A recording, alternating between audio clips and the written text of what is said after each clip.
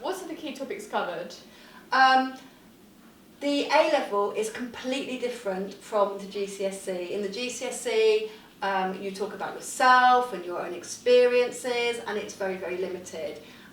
In A-level, the whole French-speaking world opens out to you, and you learn about the country itself, the society, you learn about the culture, the heritage, music, cinema. In year 13, you learn about politics, you learn about multiculturalism, and you learn about immigration. So it's like doing about 4 different A-levels in one. And you're doing this all through the medium of French, so you're improving your fluency the whole time, you're improving your grammatical awareness the whole time, and it really is a varied A-level. What does the assessment involve? Is it just exams or are there coursework? There's no coursework. There are 3 different exams. So there's a comprehension exam, which is listening and reading.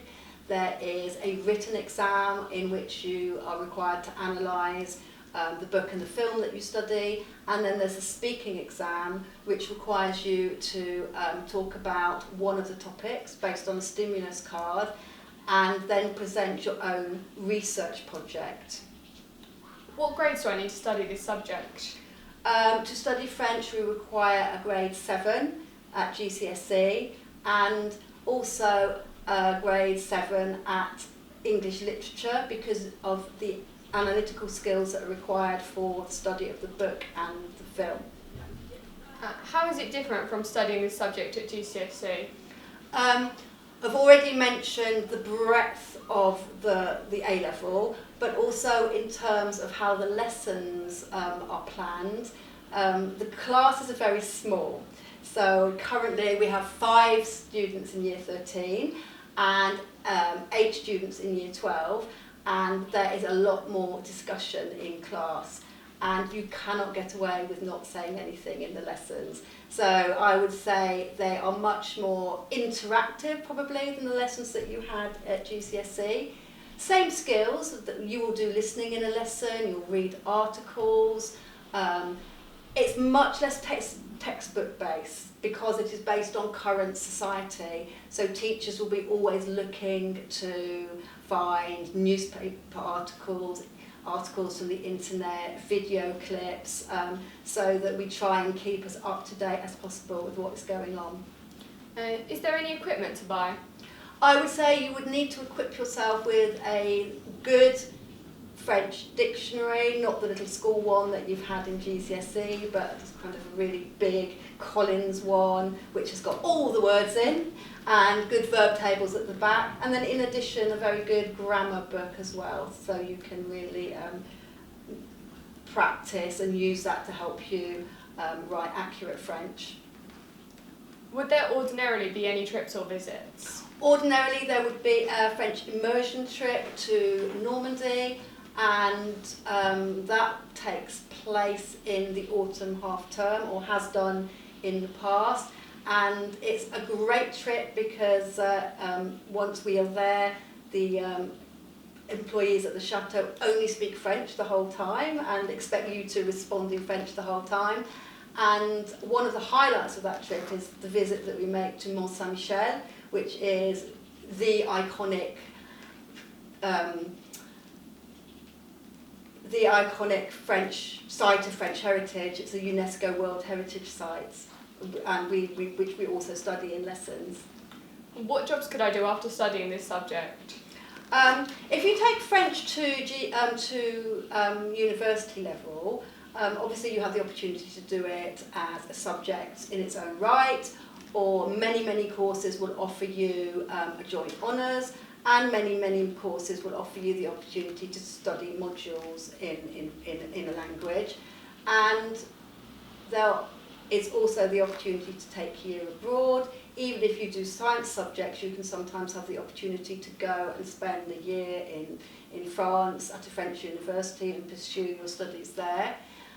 Post-degree, there are obviously many jobs that you can do that directly involve languages, such as interpreting or translating or teaching.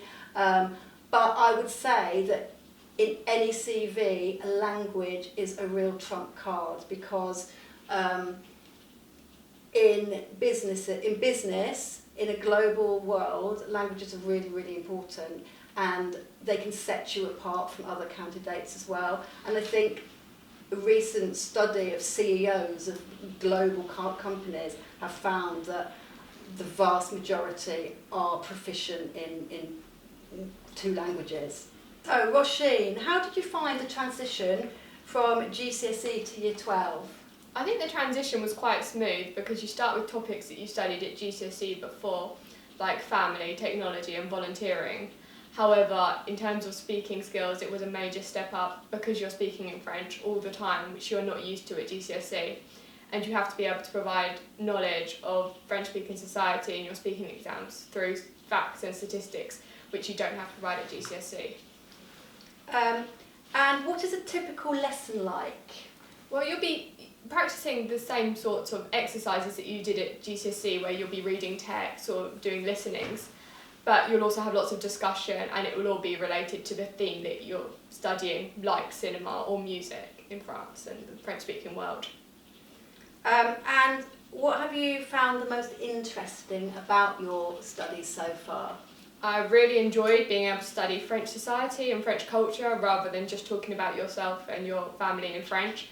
And I really enjoyed cinema last year because it was very interesting to discover the French perspective on cinema, because they really see it as an art form. And I'm really loving the politics this year. And what advice would you give a Year 11 who was considering studying this subject?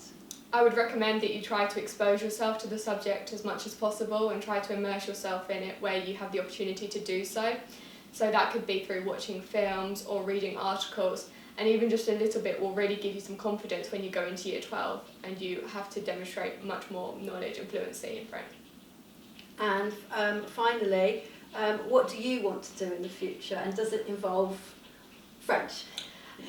In the future, I would like to pursue a career in diplomacy, and I hope that this will allow me to put my language skills and my French skills into practice.